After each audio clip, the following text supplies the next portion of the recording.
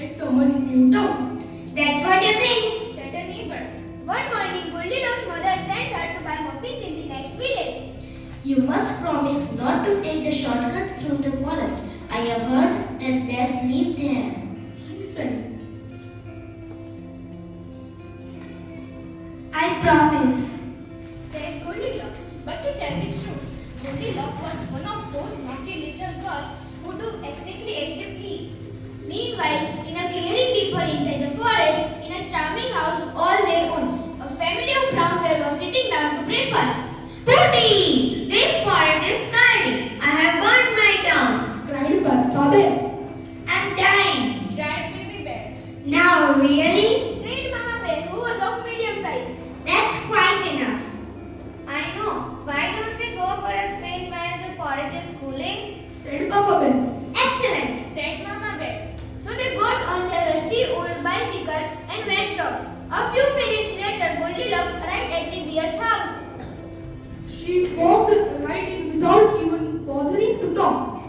On the dining room table were 3 inviting bowls of porridge.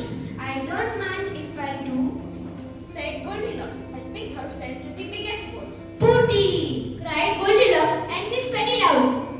Next, she tasted the porridge in the medium-sized bowl.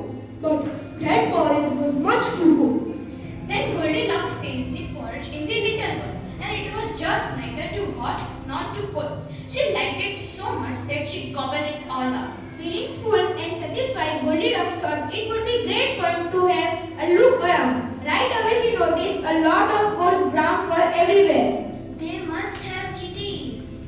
She said, in the parlor, there were 3 chairs. I don't mind if I do. She said, climbing into the biggest one. But the biggest chair was much too hard, and she just could not get comfortable.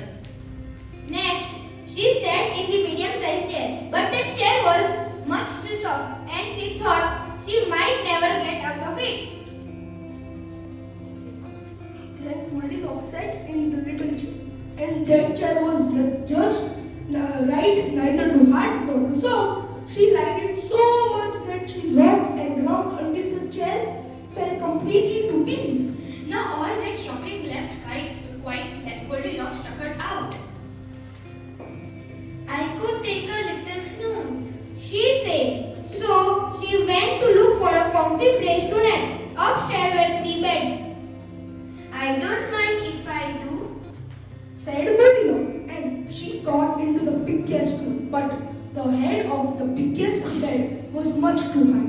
Next she tried the medium-sized bed, but the head of that bed was much too low. Then Goldilocks tried the little bed and it was just right. Soon she was all nice and cozy and sound asleep. She did not hear the bears come home. The 3 bears were mighty hungry, but when they went in for breakfast, they could scarcely believe their eyes. Somebody has been in my porridge, said Papa Bear. Somebody has been in my porridge. Said Mama Bear. Somebody has been in my porridge and eaten it all up. Said baby bear. In the parlor, the 3 bears were in for another little surprise. Somebody has been sitting in my chair, Said Papa Bear. Somebody has been sitting in my chair. Said Mama bear. Somebody has been sitting in my chair and broke it into smithereens. said Baby Bear. The 3 bears went upstairs on tiptoe. At first, everything seemed fine. But then Papa Bear lay down on his big bear's bed. Somebody has been lying in my bed. He cried, and he was not amused. Echoes, somebody has been lying in my bed. Cried Mama Bear.